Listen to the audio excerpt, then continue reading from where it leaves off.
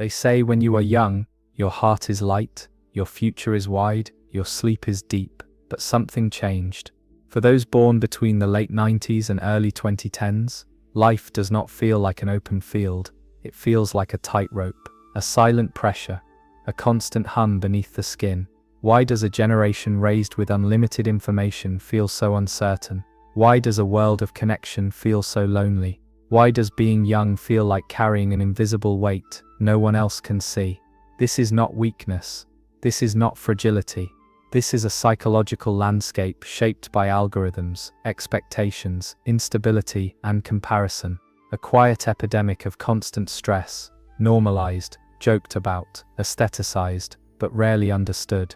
Tonight, the silence will be explored, the myths will be unraveled, and the truth behind Gen Z anxiety will be gently examined. There is a sound that never fully turns off. It is not loud, it does not scream, it hums, a quiet vibration beneath the ribs, a mental checklist that rewrites itself before it is even completed, a feeling that rest must be earned, and even then, it feels undeserved. For many born between 1997 and 2012, stress is not an event, it is a baseline. You grew up in a world that never paused, notifications instead of silence, metrics instead of moments, productivity instead of presence, and slowly, without anyone announcing it, busy became a personality trait. When did exhaustion become proof of worth? When did burnout become a badge of honor? Somewhere along the way, the idea of simply existing started to feel insufficient. There is pressure to build a personal brand before you fully understand yourself. Pressure to monetize hobbies before they have time to remain joyful. Pressure to optimize sleep, meals, friendships, even relaxation, as if life were a constant performance review. And yet, from the outside it looks normal. Everyone is tired, everyone is stressed, everyone laughs about it. But normalization does not mean harmlessness. The nervous system does not recognize cultural trends, it only recognizes threat and safety. And when comparison is constant, when evaluation is public, when achievement is tracked in real time, the body quietly shifts into vigilance. Always slightly alert, always slightly behind, always slightly not enough. This is not dramatic stress, it is ambient stress, like living beside a highway. At first, the noise feels overwhelming. Eventually, it fades into the background, but the body still absorbs it. The sleep is lighter, the shoulders are tighter, the mind rarely lands. You may not even call it anxiety. You might call it just life. But consider this. If your mind struggles to be still, if silence feels uncomfortable, if doing nothing creates guilt, is that truly normal? Or is it adaptation? Gen Z did not invent pressure, but they inherited a version of it that is constant, quantified, and global. Every scroll shows someone doing more. Every milestone appears accelerated. Every delay feels like falling behind. And so the hum continues. Not because you are weak, not because you are incapable, but because you were raised inside a system that never stops evaluating. Some generations inherit stability, others inherit rebuilding. This generation inherited alarms, economic recessions before adulthood, global pandemics before independence, climate warnings before career plans, political division before trust in institutions had time to form. When the world feels unstable during your formative years, the nervous system quietly adapts. It learns to scan, it learns to anticipate, it learns that calm can dissolve without warning. Childhood once meant believing the future would be better. For many born between the late 90s and early 2010s, the future often felt fragile. Headlines became background noise, but the body was still listening. Financial crashes whispered that security is temporary. Rising costs suggested that effort does not guarantee stability. Climate reports hinted that tomorrow may not resemble today. Even if these fears were not consciously processed, they settled like sediment at the bottom of the mind, an undercurrent of uncertainty. And uncertainty is one of the most powerful triggers for anxiety. The brain prefers a known difficulty over an unknown possibility. Because the unknown cannot be predicted, it cannot be controlled, it cannot be prepared for. So what happens when unpredictability becomes the atmosphere? You plan carefully, but doubt the plan. You work hard, but question the outcome. You dream, but hesitate to trust the dream. This is not pessimism, it is adaptation. The amygdala, the brain's threat detector, becomes more sensitive when exposed to chronic unpredictability. It does not need a tiger in the room, it only needs instability in the air. And when global crises appear cyclical, when unprecedented times become repetitive, vigilance becomes habitual. Even hope feels cautious. You may notice it in subtle ways: difficulty relaxing fully, a constant need for backup plans, a sense that something could go wrong, even when nothing currently is. It is exhausting to grow up bracing. And yet, the world often tells this generation they are too sensitive. But sensitivity is not weakness when the environment itself is volatile. It is awareness shaped by context. Imagine building a house on shifting ground. The structure may look intact, but the foundation must constantly adjust. That adjustment requires energy. That energy feels like stress. So the question is not, why are they anxious? The deeper question is, what did they grow up witnessing? A childhood colored by global alerts does not simply disappear at adulthood. It rewires expectations. It shapes baseline perception.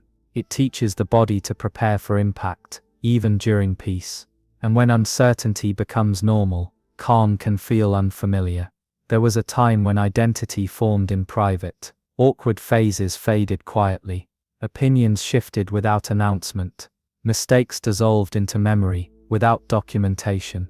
But for this generation, the mirror became digital, and it never looks away. You did not simply grow up.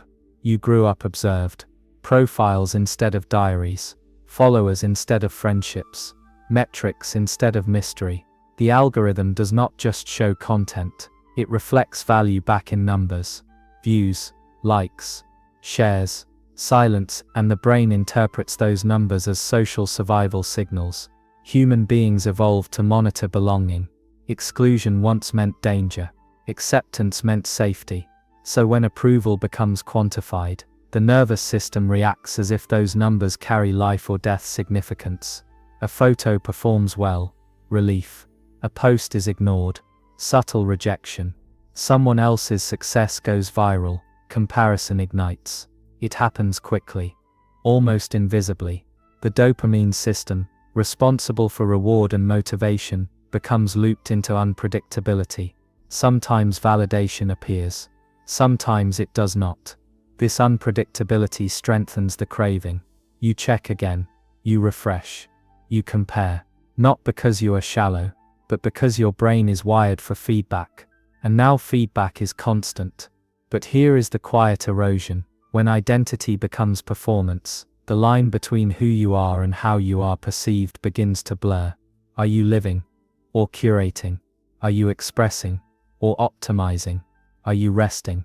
Or calculating? What rest looks like online. The algorithm rewards visibility. It rewards intensity. It rewards reaction. But the nervous system thrives on safety, depth, and consistency. These two forces pull in opposite directions. You are encouraged to be authentic, but only in aesthetically pleasing ways. You are told to be yourself, but filtered, edited, refined. Over time, self-worth becomes entangled with engagement, and comparison becomes ambient. You scroll past someone younger achieving more, someone prettier earning attention, someone seemingly happier, richer, calmer.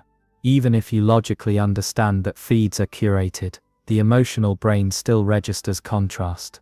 And contrast fuels anxiety. Not because you lack gratitude, not because you lack resilience, but because the mind was never designed to measure itself against thousands of lives before breakfast.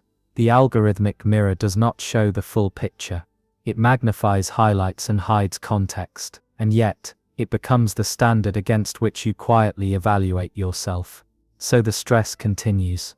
Not loud, not dramatic, just a subtle tightening each time the screen lights up. There was a time when milestones felt linear. Graduate, find stability, build a life. The path was not simple, but it was visible. For this generation, the path feels like shifting sand. You were told to dream big, to be ambitious, to never settle, to turn passion into profit and potential into performance. You were encouraged to optimize your productivity, your body, your mindset, your morning routine. But no one mentioned what happens when the finish line keeps moving. Achievement used to promise arrival.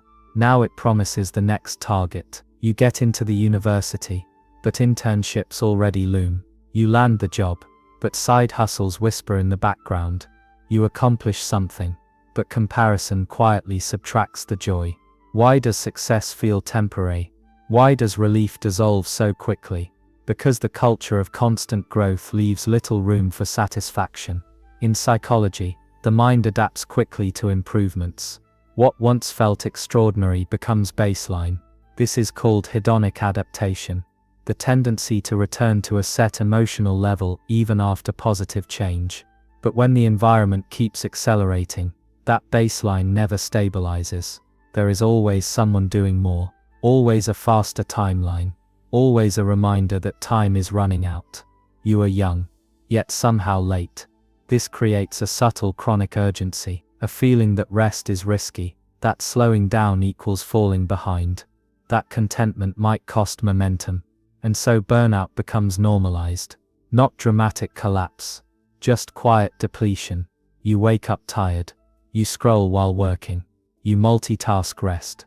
The body signals fatigue, but the mind counters with guilt, because in a world that monetizes attention and celebrates hyperproductivity, doing less can feel like disappearing. But here is the paradox. Many in this generation are deeply ambitious not out of greed, but out of fear. Fear of instability, fear of irrelevance, fear of not surviving in a competitive, unpredictable world. So you push, and you push, and even when you achieve, the arrival never fully lands. The applause fades quickly, replaced by the next expectation. This is not laziness. This is not entitlement. It is the psychological weight of striving in an era where enough is undefined, and without a clear definition of enough, the nervous system remains braced, always reaching, rarely arriving. This is a generation fluent in feelings. Words like trauma, boundaries, attachment styles, burnout, gaslighting, they are spoken casually now. Therapy language has entered everyday conversation. Mental health is no longer whispered about in corners.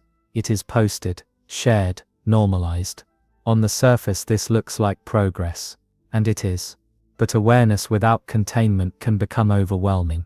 When you grow up encouraged to name every feeling, analyze every reaction, question every dynamic, the inner world becomes illuminated, and light is powerful. But constant light can also feel blinding.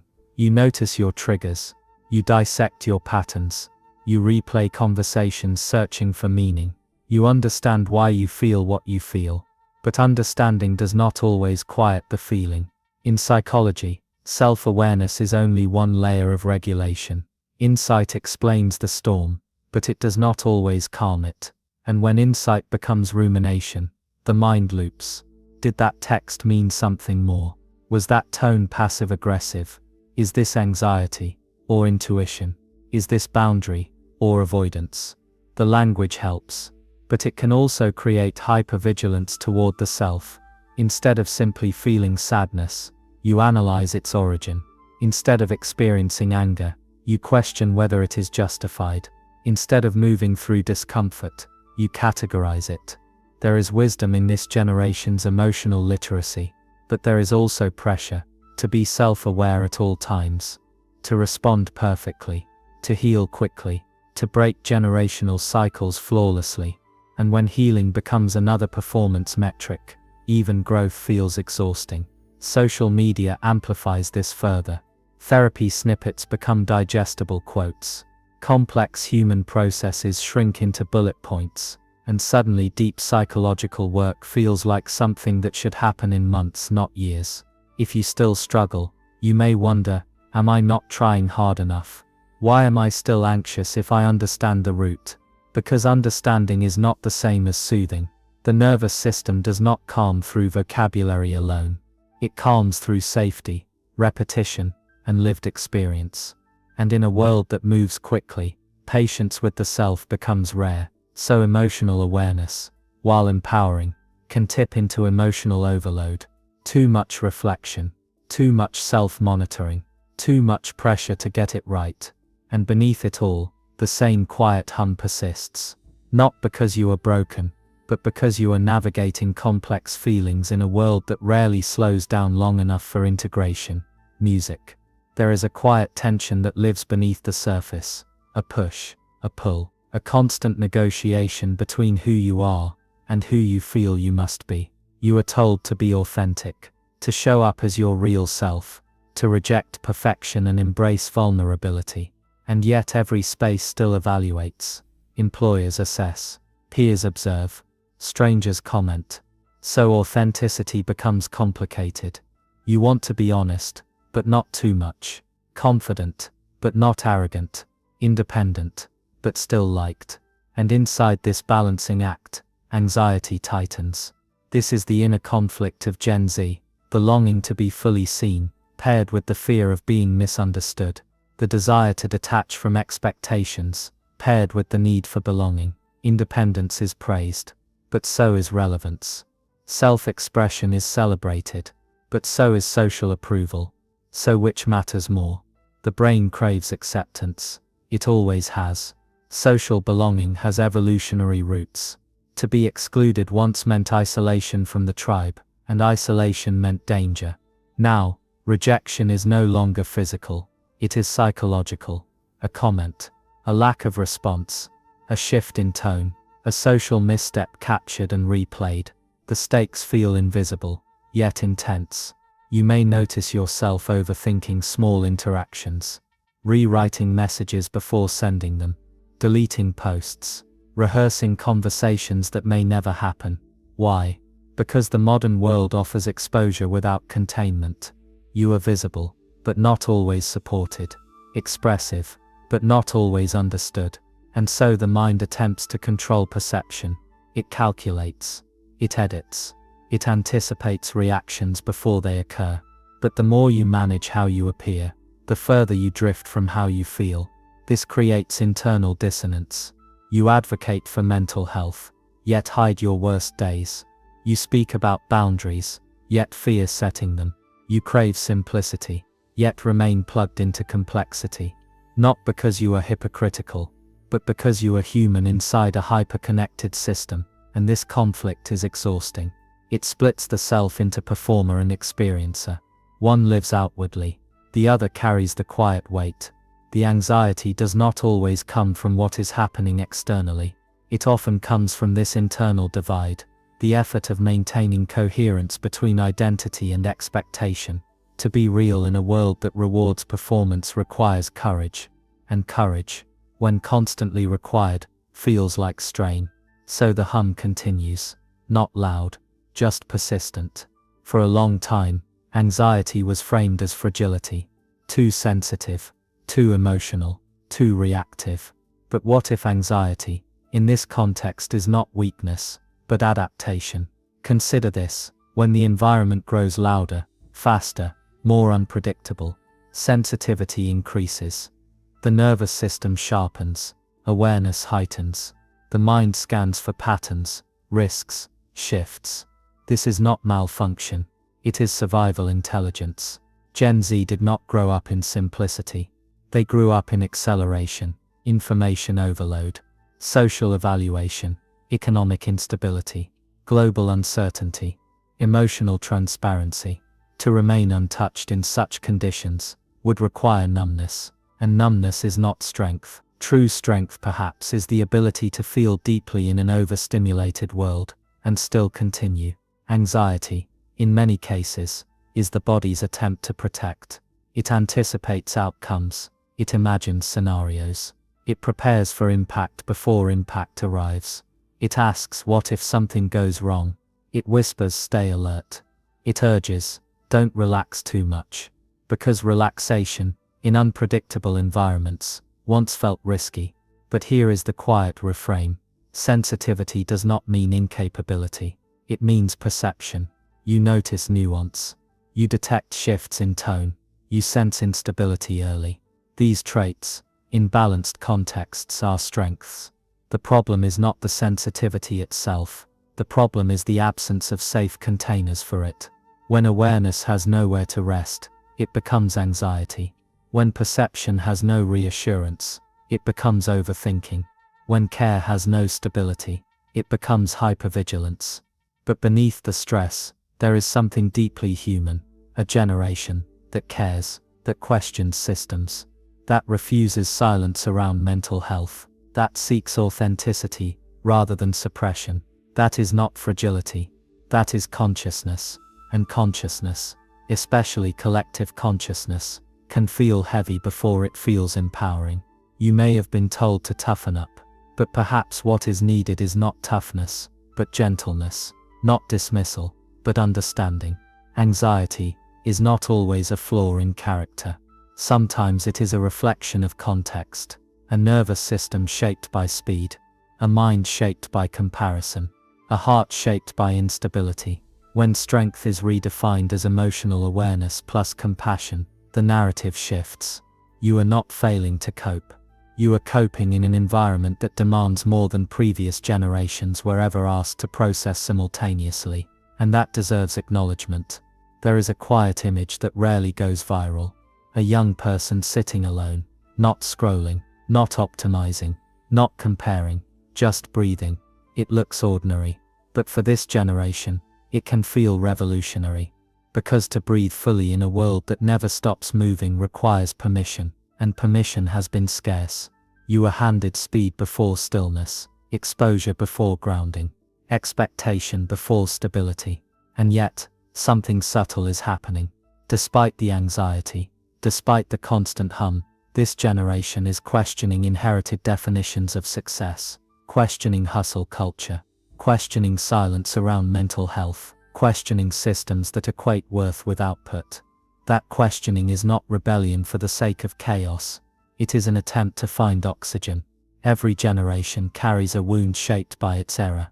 For some it was suppression, for others it was scarcity. For this one it may be overstimulation. Too much information, too much comparison, too much urgency. And so the healing is not dramatic. It is not loud. It is not a sudden disappearance of anxiety. It is slower than that. It is learning that rest is not laziness, that worth is not algorithmic, that arrival does not need to be public, to be real. It is recognizing that the nervous system, shaped by uncertainty, deserves patience rather than criticism. There may still be stress, there may still be doubt, but within this generation is also an unprecedented emotional vocabulary, a willingness to seek help, and a collective awareness that previous eras often avoided. That matters. Healing here looks less like perfection and more like recalibration. A gradual shift from constant bracing to cautious trust, from endless comparison to selective attention, from proving to simply being. And perhaps the most radical act is this: choosing to breathe without earning it, choosing to exist without performance, choosing to accept that anxiety, while present, does not define the entirety of identity. This generation is not broken. It is adapting. It is evolving. It is learning to live consciously, in an age of acceleration, and learning to breathe, in such an age, is a quiet form of strength. If this reflection felt familiar, if something quiet inside you felt understood, if parts of this exploration mirrored your own invisible tension, you are not alone in that hum. There is nothing defective about feeling overwhelmed in a world that rarely pauses. There is nothing shameful about carrying stress shaped by context, and there is nothing weak about wanting stability in an unstable era. This space exists to explore the hidden corners of the human heart, gently, slowly, without judgment. If you would like to stay connected to conversations like this, you are welcome here. And if you feel comfortable sharing your thoughts below, your words may help someone else realize they are not the only one navigating this silent pressure, but only if it feels right for you.